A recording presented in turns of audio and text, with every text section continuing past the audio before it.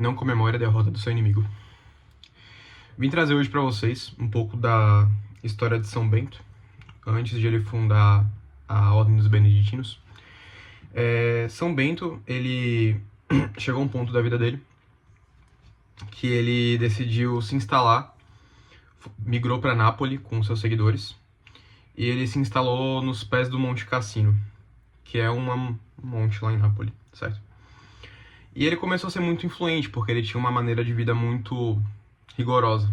Ele tinha as regras dele, as regras do Mosteiro de São Bento, eram muito rigorosas, digamos assim. Isso afastou muitas pessoas que queriam ser mais libertárias e aproximou muitas outras que tinham a intenção de seguir São Bento. Ele se instalou aos pés do Monte Cassino, que era um local, digamos assim, bem visto pelos poderosos da região como um local de fácil acesso e que atraísse muitas pessoas, né? Que atraísse muitos fiéis. E existia no pé do Monte Cassino um sacerdote chamado sacerdote Florêncio, que começou a invejar o sucesso repentino de São Bento, que tinha acabado de se instalar aos pés do Monte Cassino, que era uma área que o sacerdote Florêncio também atuava.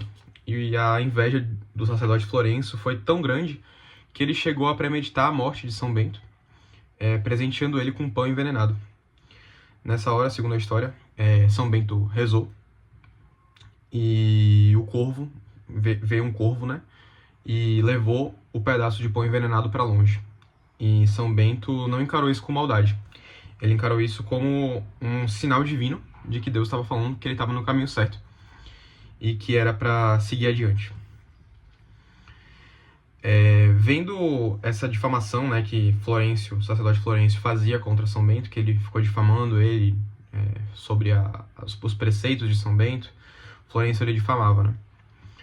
E assim São Bento decidiu sair do local onde ele tinha se instalado, ao pé do Monte Cassino, e ir embora dali, migrando para o monte, pro topo do Monte Cassino. E conta a história que na partida de São Bento, Florêncio foi observar, muito feliz, que seu rival, digamos assim, né, estava saindo do local que era dele. Só que no momento que Florêncio estava comemorando a partida de São Bento, a derrota de São Bento, na visão de Florêncio, o terraço da casa dele, onde ele estava observando, desabou e Florêncio veio a morrer. E São Bento, chegando ao topo do Monte Cassino, recebeu São Mauro, que era um dos devotos de São Bento, um dos seguidores dele, e pediu para que São Bento voltasse, de certo modo comemorando que o inimigo de São Bento já tinha falecido, e portanto era bom para São Bento voltar pro pé do Monte Cassino, que era uma região mais visada, né, uma região de mais fácil acesso para os fiéis. Nessa hora, São Bento chora por duas coisas. Pelo falecimento de outra pessoa, né, pelo falecimento do sacerdote Florêncio, que apesar do Florêncio considerar São Bento como inimigo, né, São Bento chorou e rezou pela alma do sacerdote Florêncio, e ele puniu o sacerdote Mauro por se regozijar do falecimento do sacerdote Florêncio, né? E a partir daí, São Bento se manteve no topo do Monte Cassino, local para onde ele tinha migrado. E aí ele escreveu o livro dele, que é a Regra de São Bento, constituída de 72 preceitos para uma vida correta, de acordo com a crença de São Bento. E o ponto desse vídeo é que, independentemente do fracasso ou sucesso, apesar de fracasso ou sucesso serem conceitos bastante relativos, né? Mas independentemente do fracasso do seu inimigo ou da pessoa que você não vai muito com a cara, a gente nunca deve comemorar o fracasso dessas pessoas, né? Assim como São Bento fez, ele chorou pela morte de um irmão em Deus, irmão em Cristo, e rezou para que Deus tivesse piedade, para que Deus tivesse misericórdia da alma dessa pessoa que tinha acabado de de passar. E, além disso, ele ainda puniu o discípulo dele, São Mauro, por comemorar a morte do sacerdote Florencio. E a história de São Bento ela tem várias passagens como essa, né?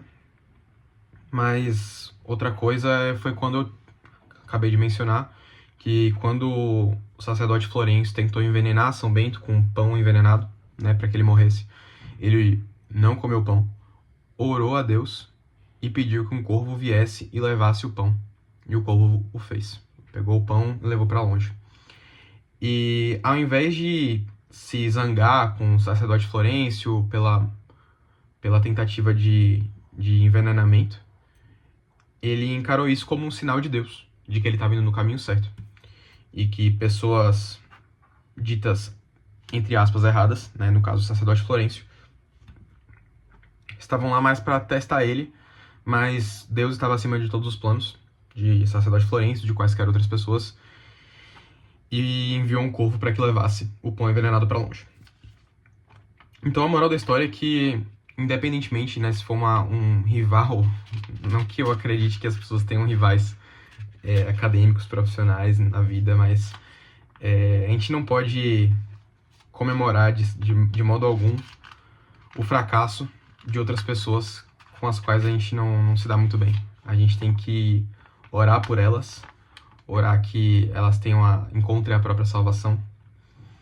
Por mais mal que elas venham a fazer, isso independe da qualidade nem da quantidade de mal que a pessoa venha a fazer. Mesmo que ela faça propositalmente ou não, a gente não pode comemorar o fracasso dos outros. Porque, no final das contas, quem julga tá lá em cima. Não somos nós. Portanto, não se comemora o fracasso de ninguém. Não se comemora a derrota de ninguém. Apenas se reza, pedindo misericórdia do Senhor para com o inimigo ou qualquer pessoa que deseje o mal. E continue trilhando o caminho certo. Encare essas provações, digamos assim, e a vitória sobre essas provações como Deus guiando você, eu, qualquer um, pelo caminho certo. E basicamente é isso. Não comemore o fracasso dos outros. Reze pelos outros. Comemore as suas vitórias, mas não o fracasso dos outros. Esse é o ponto principal dessa passagem de São Bento que eu achei muito interessante e decidi trazer aqui no canal. Certo? Forte abraço.